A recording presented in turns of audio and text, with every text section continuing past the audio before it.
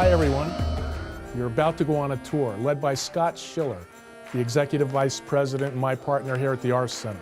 The summer of 2009, 32,000 people on the stage at the Ziff Ballet Opera House. An incredible experience. The summer 2008 season at the Arsht Center proved that Miami audiences wanted to see engaging new productions in the summertime, a time when theaters typically have always been dark in Miami. As we began planning our summer 2009 season, we knew we had to find a show that would be engaging to our local audiences, would bring in large numbers of international tourists, and also would be financially viable to run for multiple weeks so that we could build an audience and build word of mouth. As it turns out, that show was Fuerza Bruta. Sure, we were dancing the whole time. We're big Broadway fans, but this is a whole different experience. The buildup of the energy is incredible. All of a sudden, the music started ba, ba, ba, ba. And the face of the people who are watching, that the mouth start to open like and start to see what's going on upstairs is amazing. But you have to come and feel it because it touches in your body. Yeah, of course, the water. The girls in the water. I mean, how cool is that? I mean, it doesn't get any better than that. Interactive, visual, stunning acrobatics, like a cross between a rave and a Cirque du Soleil show. Just so much fun. I thought it was really original. It was the first time I've been somewhere where it's mixed so much music and interaction, and it's really involved the public in the actual show itself. They actually react to the people's reaction, so the show itself will evolve. So if you see it tonight, you come back a few more times, and you're going to see a whole new show. Spectacular. Phenomenal. It was awesome. I'm bringing my parents and my brother and everyone. Fuerza Bruta had always been performed in found spaces, warehouses, large outdoor spaces. But here in Miami, I said, why does the audience have to stay in the seats with the action happening on stage? Why don't we turn our stage house into the warehouse? Here at the Arsht Center, we have the second largest stage in America. Once the producers were convinced that the show could play inside an existing theater space, we began the task of redesigning the show to fit in an existing space. Now, this was quite difficult, but the theater had one advantage over all of the other found spaces that the production had ever been built in. It had a fly gallery. And because it had a fly gallery, we were able to completely capitalize the production and source all of the materials locally in Miami. All of the lighting, sound, stage effects, scaffolding. This really saved us a lot of time, saved us a lot of money, and made the logistics of building the show much easier. Only the large machines and the clear bottom Mylar swimming pool were actually shipped in from Argentina.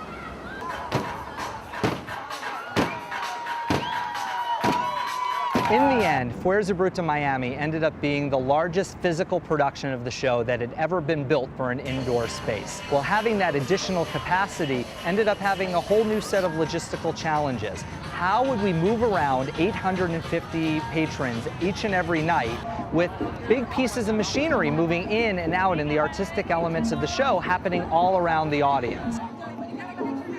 We're currently training a group of local ushers, all of which have volunteered to be here for the show. You all will be in charge of directing the audience from one place to another one, asking them to move forward or backward. We are just in charge of people, moving them and taking care of them. That's really important. It's a risky show. Things come from all over the place, so we have to be very careful and take good care of the audience, okay? Because they don't know what's happening, just us.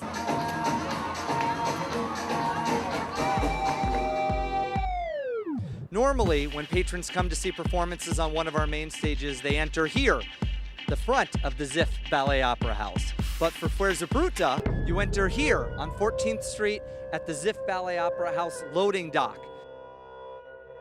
You enter backstage. The box office is backstage. Unlike in New York, where the show just ended, the house lights came up and everybody exited into the street, I really felt that if we could come up with a lounge concept, if we could keep the audience in the theater, keep them in the space, and keep them excited, the show experience could continue and people would talk about the show, they'd call their friends. Well, luckily for us, we have a great partner in Barton G. Barton G is a great restaurateur. He creates bars and restaurants and nightclubs here in Miami. So, from the loading dock, which is now the box office, patrons then enter into Barton's G Lounge.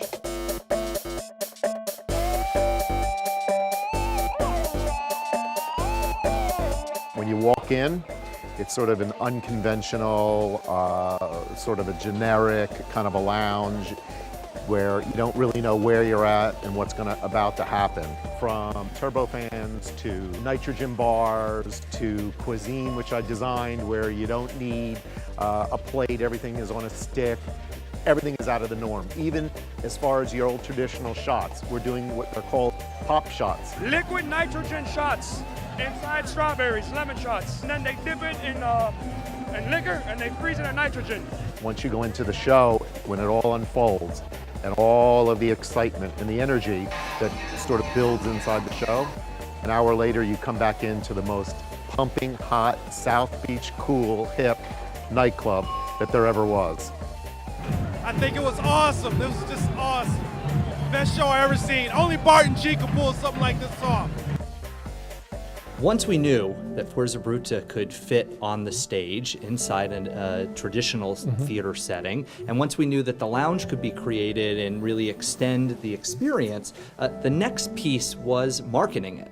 And marketing a show that the creators said had no meaning, that the creators said it's very hard to understand. I mean, everybody we talked to said you have to see the show in order to understand it. When I think in this Running Man that is crashing walls, for example, it's not a metaphor of something else. It's just that. It's like a physical desire. It's not like a concept.